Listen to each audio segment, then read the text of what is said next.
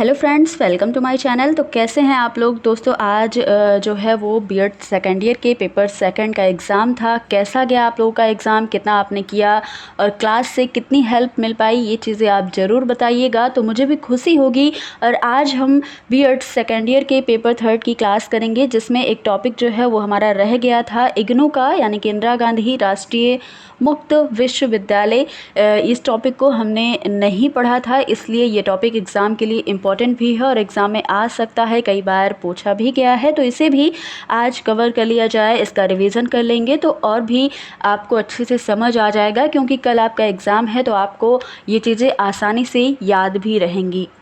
तो इस टॉपिक को आज जल्दी से जल्दी कवर कर लेंगे और आपको आज बहुत सारा पढ़ना भी है, क्योंकि कल पेपर थर्ड का एग्ज़ाम है। तो आप सभी अच्छे से पढ़ाई करके जाइएगा और पेपर थर्ड जो है वो कल एग्ज़ाम है, तो आप अच्छे से एग्ज़ाम को दीजिएगा। तो चलिए क्लास को स्टार्ट करते हैं।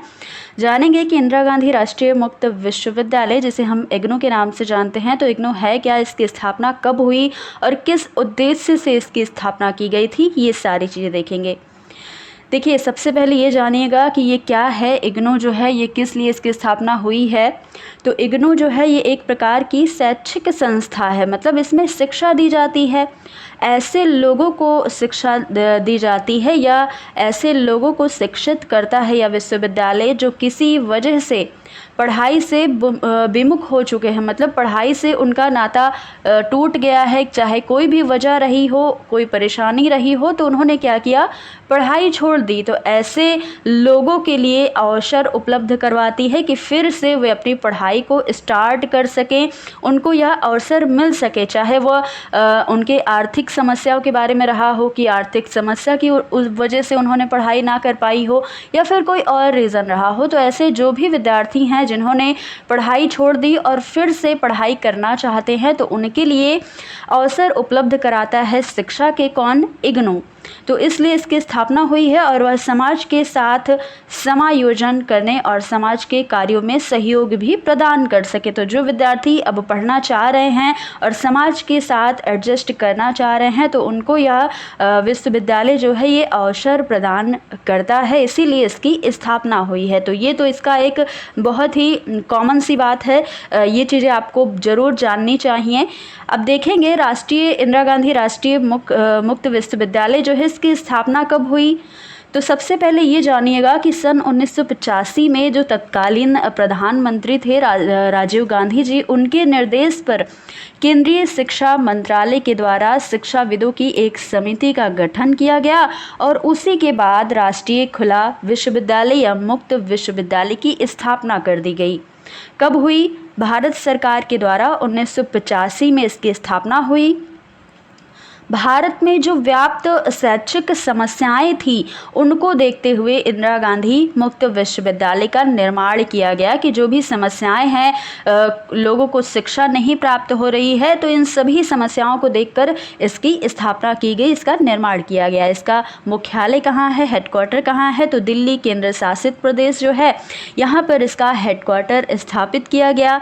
और इसका उद्देश्य ऐसे छात्रों को शिक्षित करना था, ऐसे छात्रों को शिक्षा देना था जिनका किसी भी वजह से शिक्षण कार्य या पढ़ाई जो है वो छूट गई है, और या ऐसे छात्र जो अब पढ़ना चाहते हैं, उनके पास उनको पढ़ाई का अवसर ही नहीं मिला कभी, उन सारे विद्यार्थियों को उत्पन्न परिस्थितियों की वजह से उन्हें पढ़ाई से वंचित रहना पड़ा हो, कोई भी विद्यार्थी हो, तो उनके लिए इसकी स्थापना हुई थी। इंदिरा गांधी राष्ट्रीय मुक्त विश्वविद्यालय यानी कि इग्नू समय समय पर ऐसे इच्छुक छात्र जो पढ़ाई की इच्छा रखते हों, ऐसे छात्रों के लिए प्रवेश प्रक्रिया या एंट्रेंस एग्ज़ाम के द्वारा उनकी परीक्षाएं करवाता है, एंट्रेंस एग्ज़ाम लेता है।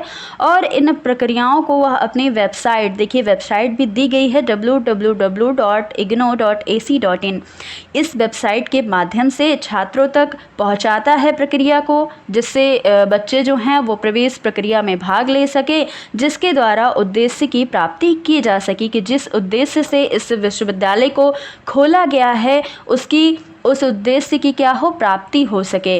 तो यह इसका एक मेन उद्देश्य था, मतलब मेन रीज़न है कि इस विश्वविद्यालय को क्यों ओपन किया गया।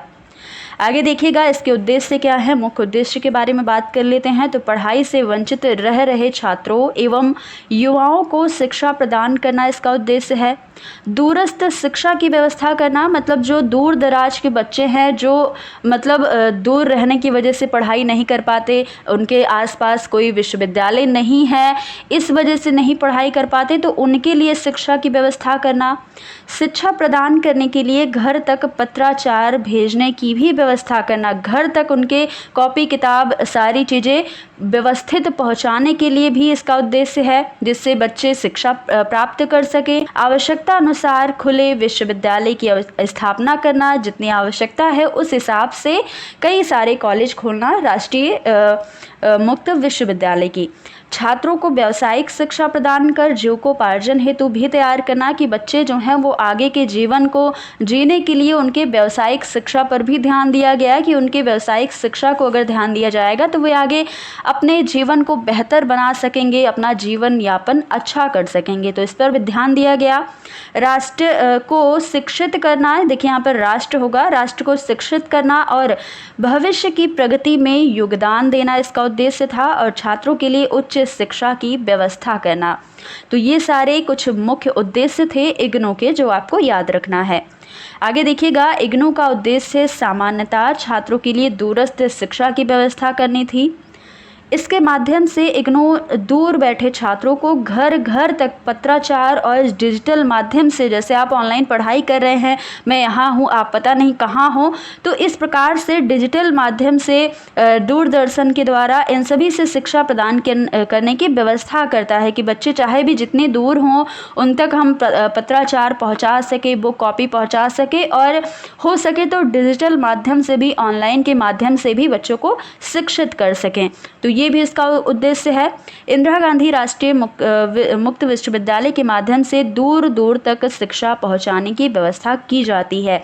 ऐसे बहुत से लोग होते हैं जिनके सामने कुछ परिस्थितियां हो जाती हैं, कुछ प्रॉब्लम्स आ जाती हैं कि उन्हें शिक्षा बीच में ही छोड़नी पड़ जाती है।